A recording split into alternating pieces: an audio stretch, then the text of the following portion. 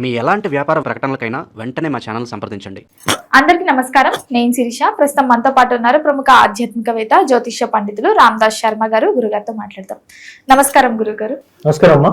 గురుగారు, ఈ జూన్ మాసంలో తులారాశి వారికి ఎలా ఉండబోతుందంటారు? ఎలాంటి జాగ్రత్తలు తీసుకోవచ్చు అంటారు? ఈ జూన్ మాసంలో జూన్ 2 నుంచి గురు గ్రహ సంచారం జరుగుతుంది కాబట్టి ఆ సంచారం వల్ల ఎలాంటి లాభాలు పొందే అవకాశాలు ఉన్నాయంటారు? అలాగే అమ్మా, ఈ జూన్ నెలలో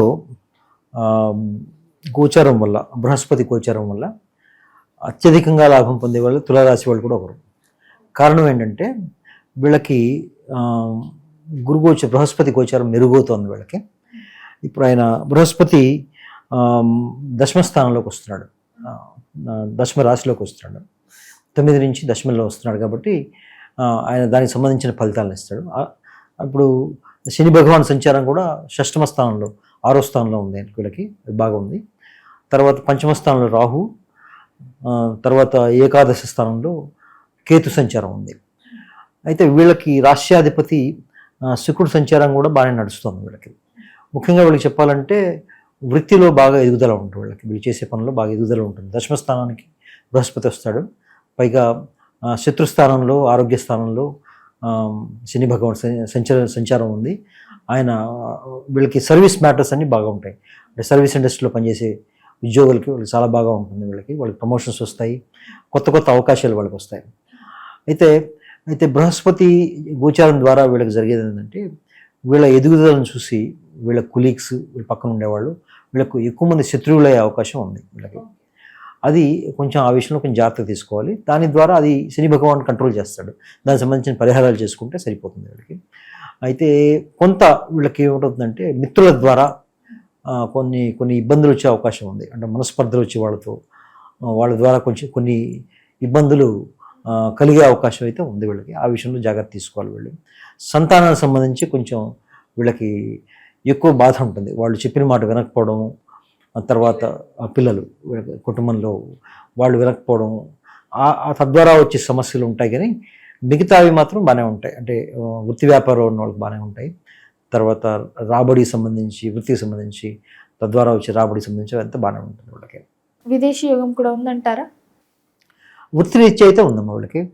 వృత్తిరీత్యా 9వ స్థానం నుంచి 10వ స్థానానికి బృహస్పతి మారుతున్నాడు కాబట్టి వృత్తిరీత్యా వాళ్ళు దూర ప్రాంతాలకు వెళ్ళే అవకాశం. పైగా ఏంటంటే ఏకాదశిలో కేతు సంచారం ఉంది. తర్వాత ద్వాదశాధిపతి బుధుడు నవమంలోకి వస్తున్నాడు, నవమి దశమంలోకి వస్తున్నాడు. కాబట్టి వృత్తిరీత్యా వెళ్ళే అవకాశాలు ఈ రాశి వాళ్ళకి చాలా ఎక్కువ ఉంటాయి. వ్యాపారరీత్యా కాకుండా వృత్తిరీత్యా వెళ్ళే అవకాశాలు. వ్యాపారులకు మాత్రం ఉండకపోవచ్చు, కొంచెం తక్కువ ఉండొచ్చు. కానీ వృత్తిరీత్యా ఉద్యోగం చేయడానికి వాళ్ళకి వేరే దేశాల పని ఉండి అక్కడికి వెళ్ళి అది పూర్తి చేసుకొని వచ్చే వాళ్ళకి విదేశీ అవకాశాలు చాలా ఎక్కువ ఉంటాయి వాళ్ళకి. మరి గురువుగారు, ఆర్థిక పరంగా ఎలా ఉంటుందంటారు? ఆర్థిక పరంగా ఎలాంటి జాగ్రత్తలు తీసుకోవచ్చు అంటారు? ఆర్థిక పరంగా జాగ్రత్తలు అంటే వీళ్ళు బృహస్పతి ఆరాధన చేయాలి, గురువు సంబంధించిన దేవత ఆరాధన చేయాలి.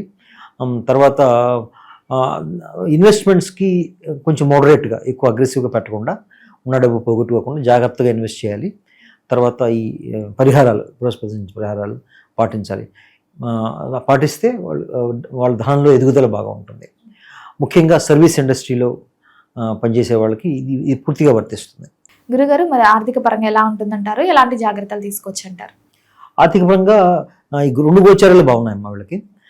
పైగా ఏకాదశంలో కేతు సంచారం కూడా ఉంది కాబట్టి వీళ్ళకి మల్టిపుల్ సోర్సెస్ ఉంటాయి వచ్చే ఇన్కమ్.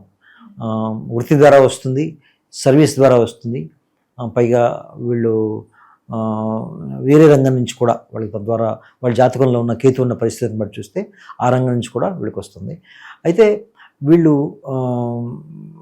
మనశ్శాంతిని కాపాడుకోవాలి ఈ సమయంలో, జూన్ సమయంలో. ఎందుకంటే రాహు పంచమంలో సంచరిస్తున్నాడు కాబట్టి కొంచెం మనశ్శాంతిని కోల్పోయే అవకాశాలు చాలా ఎక్కువ ఉంటాయి వీళ్ళకి. దానికి సంబంధించిన పరిహారాలు చేసుకుంటే ఇవన్నీ వాళ్ళకి ముందుకు వెళ్ళే అవకాశం చాలా ఎక్కువ ఉంది. మరి గురుగారు, విద్యార్థులకు ఎలా ఉంటుందంటారు?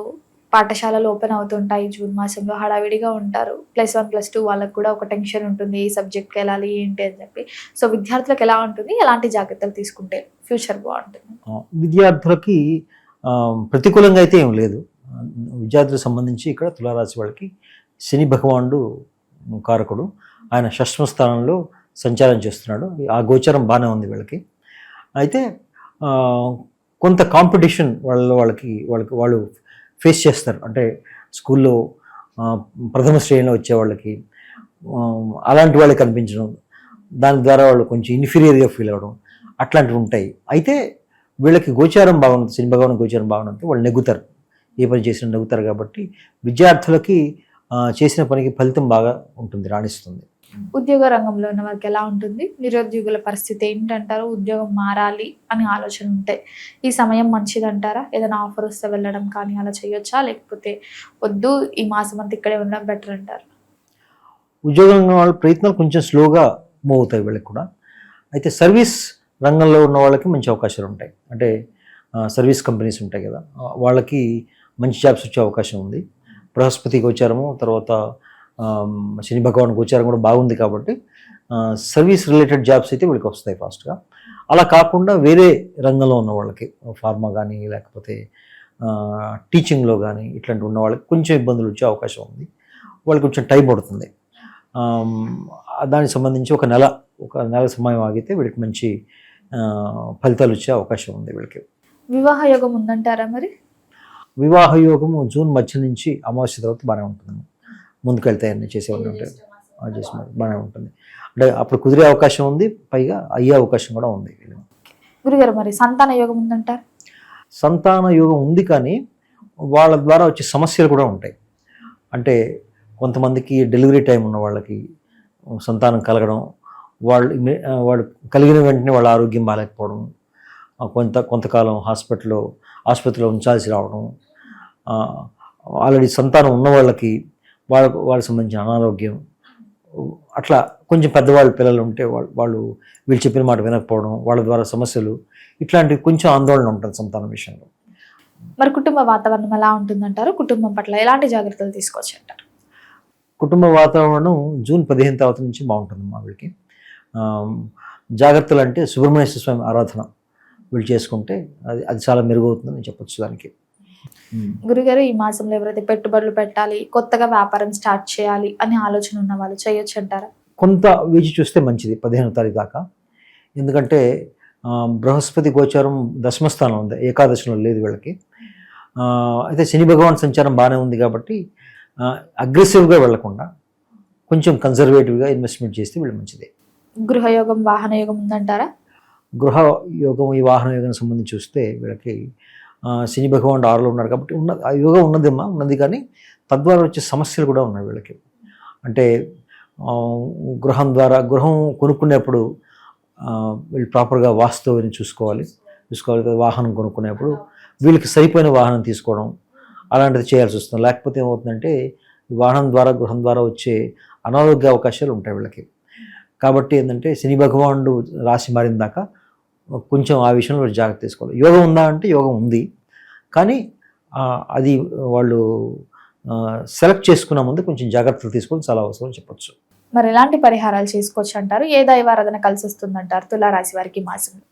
తులారాశి ముఖ్యంగా చేసుకోవాల్సిన ఆరాధన ఏంటంటే దుర్గామాత ఆరాధన చేసుకోవాలి. దుర్గామాత ఆరాధన, సుబ్రహ్మణ్యేశ్వర స్వామి. ఎందుకంటే రాహుకేతు సంబంధించిన పరిహారాలు ఎక్కువ చేసుకోవాలి వీళ్ళు. ముఖ్యంగా రాహు సంబంధించిన పరిహారాలు చేసుకోవాలి. ఎందుకంటే పంచమంలో రాహు అంత యోగించడు. వీళ్ళకి ఏంటంటే సంతానం నుంచి సమస్యలు తగ్గించడానికి, లేదా మనశ్శాంతి తగ్గిపోవడానికి వచ్చే కారణాలు వాటి గురించి బయటపడడానికి వీళ్ళకి రాహు సంబంధించిన పరిహారాలు ఎక్కువ తీసుకోవాలి. ముఖ్యంగా దుర్గామాత ఆరాధన చేస్తే చాలా వరకు కంట్రోల్ అవుతాయని చెప్పొచ్చు వీళ్ళకి. గురుగారు, మొత్తం మీద జూన్ మాసంలో తులారాశి వారికి ఎలా ఉంది, ఎలాంటి జాగ్రత్తలు తీసుకోవాలి తెలియజేసినందుకు ధన్యవాదాలండి. ధన్యవాదాలమ్మా.